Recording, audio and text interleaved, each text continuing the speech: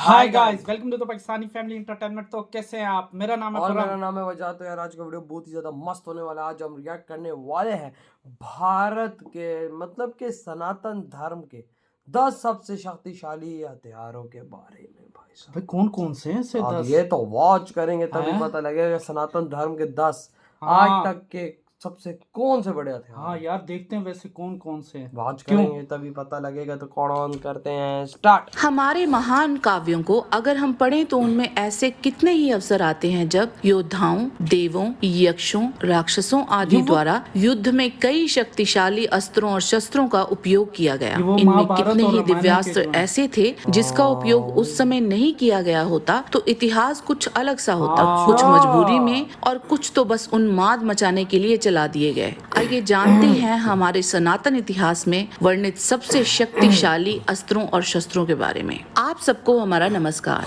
आपके अपने चैनल ओम गणपति में यानी कि आपका जो स्वागत है। महाभारत जो अगर युद्ध के आपने बड़े-बड़े अभी तक हमारे चैनल को सब्सक्राइब नहीं किया है तो जल्दी से कर लें और बेल आइकन दबा दें ताकि हमारे देखते हर हैं वीडियो आप। की जानकारी आपको सबसे पहले मिले। नंबर 10 इंद्रास्त्र। ये इंद्रदेव इंद्रास्त्र। का एक प्रबल अस्त्र है। लक्ष्मण जी ने इंद्रास्त्र चलाकर ही मेघनाद का वध किया था। अच्छा। श्री राम ने इसी अस्त्र को चलाकर कुंभकर्ण को भगवान मार राम जी गिराया ने था। चलाया था, अर्जुन ने कुंभकर्ण को महाभारत में मारा इसका था। उपयोग कई बार किया था। नंबर 9 ब्रह्मास्त्र। हमारे ब्रह्मास्त्र, सनातन धर्म में ये माना जाता है कि धर्म और सत्य को बनाए रखने के उद्देश्य से ब्रह्मास्त्र का निर्माण ब्रह्मा जी द्वारा किया गया। ब्रह्मास्त्र की चपेट में आने से लक्ष्य पूरी तरह से नष्ट हो जाता है। अच्छा। इसका उल्लेख हमारे वेदों और महाकाव्यों में कई बार आता है। इसकी मारक क्षमता अचूक है। नंबर 8 वासवी शक्ति। इंद्रदेव की ये अमोघ शक्ति उन्होंने कर्ण के कवच और कुंडल के बदले दी थी, पर कर्ण इसका उपयोग सिर्फ एक ही बार कर सकता था। इसी से कर्ण ने घटोत्कच का वध किया था। नंबर 7 रौद्रास्त्र। स्वर्ग लोक में अर्जुन ने इसी अस्त्र का उपयोग कर हजारों काल के दैत्यों का वध किया था। अर्जुन इस अस्त्र को कर्ण पर भी चलाने वाले थे, अच्छा। पर उसी समय कर्ण के रथ का पहिया भूमि में धंस गया था, इसीलिए अर्जुन ने इसको वापस ले लिया था। श्री राम ने इसका उपयोग कुंभकर्ण पर किया था। नंबर 6 वज्रास्त्र।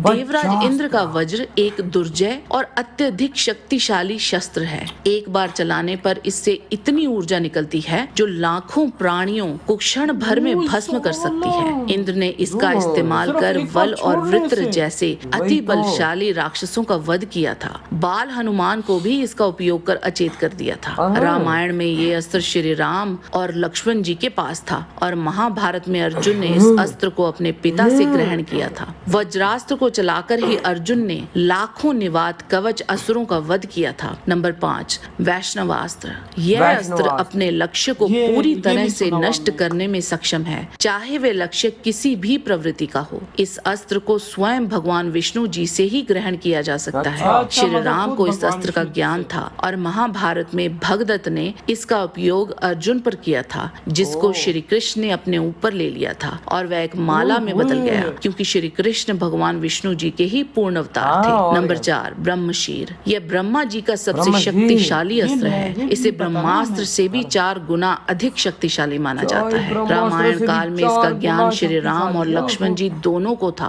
पर इसका उपयोग उन्होंने नहीं किया। महाभारत में इसका ज्ञान गुरु द्रोण, अर्जुन और अश्वत्थामा को था। कुरुक्षेत्र युद्ध के अंत में अश्वत्थामा ने अर्जुन पर ब्रह्मशीर चला दिया था, जिसके जवाब में अर्जुन को भी अपना अस्त्र छोड़ना पड़ा था। पर बीच बचाव के कारण अर्जुन ने तो अपना अस्त्र वापस ले लिया, पर अश्वत्थामा ऐसा करने में असक्षम थे और उसे उत्तरा के गर्भ की ओर मोड़ दिया। नंबर 3 नारायणास्त्र। यह भगवान विष्णु का एक शक्तिशाली दिव्यास्त्र है, जिसका प्रतिकार करना असंभव है। इसका प्रतिरोध करने से इसकी शक्ति बढ़ती जाती है और इसका केवल एक ही प्रतिकार है, और वह ये कि शत्रु अस्त्र छोड़कर नम्रता पूर्वक अपने आप को अर्पित करते। इसका उपयोग महाभारत में अश्वत्थामा ने पांडव सेना पर किया था। कुछ ही समय में इस अस्त्र ने पांडवों की एक अक्षौणी सेना नष्ट कर दी थी। तब श्री कृष्ण ने सबको इसके आगे नतमस्तक होने की सलाह दी थी। नंबर 2 पाशुपतास्त्र। यह भगवान शिव का एक अति शक्तिशाली अस्त्र है, जो संपूर्ण ब्रह्मांड को पलक झपकने से भी पहले नष्ट करने में सक्षम है। त्रिपुरा 3 अविनाशी दानव नगरों को नष्ट करने के लिए भगवान शिव ने पाशुपतास्त्र का ही उपयोग किया था। अच्छा। इस बाण का निर्माण भगवान शिव ने किया था। महाभारत में इसका ज्ञान केवल अर्जुन को ही था और रामायण काल में श्री राम को ये अस्त्र ब्रह्म ऋषि विश्वामित्र जी से प्राप्त हुआ था। अच्छा। इसका उपयोग मानसिक संकल्प से, दृष्टि से, वाणी तथा धनुष द्वारा भी कर सकते हैं। इनमें से चाहे जैसे भी इसका आह्वान हो, शत्रु का नाश होना तय है। नंबर 1,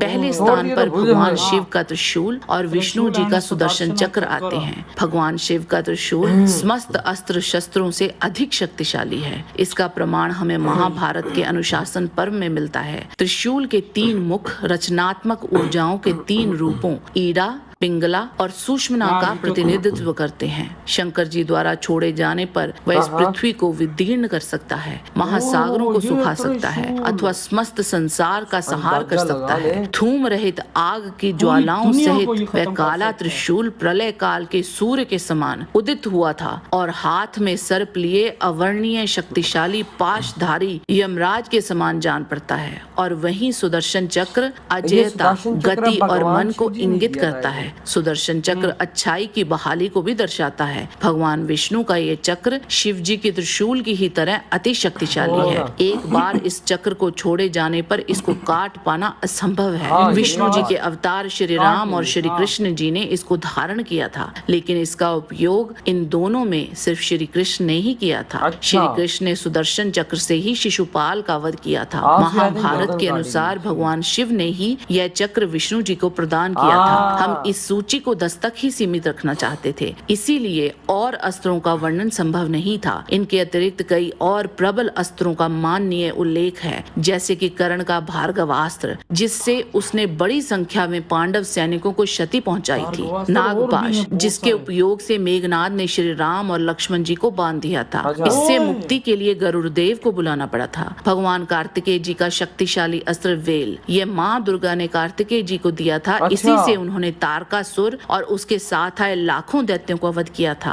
अंजलि का अस्त्र, जिससे अर्जुन ने कर्ण का वध किया था। भीष्म पितामह का प्रस्वापन अस्त्र और भी कई ऐसे अस्त्र, अंतर्ध्यान, आग्नेय अस्त्र, सम्मोहनास्त्र, वरुणास्त्र, व्याव्यास्त्र, गंधर्वास्त्र इत्यादि मुख्यतः इन्हीं अस्त्रों को ही अति शक्तिशाली माना गया। आज के वीडियो में बस इतना ही। जाने से पहले लाइक बटन जरूर दबा दीजिए। और भी बहुत सारे हुई है वीडियो खत्म भाई साहब। ये तो और भी है खुराम, ये सिर्फ 10 नहीं है। यानी कि वो 10 ऐसे हैं जो वो तबाहकारी हैं। इसके अलावा और भी बहुत सारे हैं।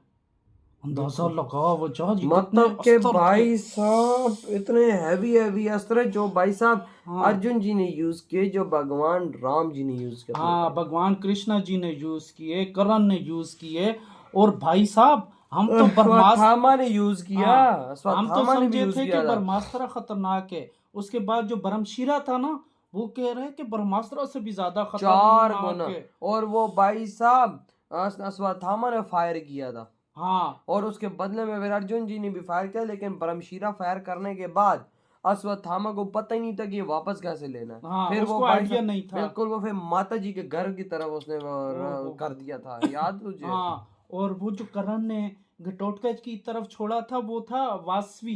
ऐसे वासवी वो भी कितना खतरनाक था वो। यानी कि उससे बंदे को मरना ही मरना है। मतलब के भाई साहब अगर तुम बीच में आओगे तो तब भी तुम मरोगे। और भाई भगवान विष्णु का एक ऐसा हथियार जिसके आगे सच्चे दिल से झुकोगे तो वो रोक सकता है, अदरवाइज नहीं रोक। अगर उसका आप मतलब डिफेंड करोगे, कहोगे कि नहीं मैंने इस हथियार को जाया करना, तेज हो गई वो और तेज और शक्तिशाली हो जाएगा। और लो करो फिर। और भाई साहब झुकना भी सच्चे दिल से है, ये नहीं कि अंदर से सोच यानी कि आपने नहीं भगवान विष्णु को अपने समर्पण कर देना है कि मतलब सच्चे दिल से, तो वो अगर जाके रुक सकता है। हाँ, अगर वो आप पे फायर होता है तो। नहीं तो भाई साहब मरना पक्का है। मरना पक्का यार। वो जात कितने शक्तिशाली हथियार है यार।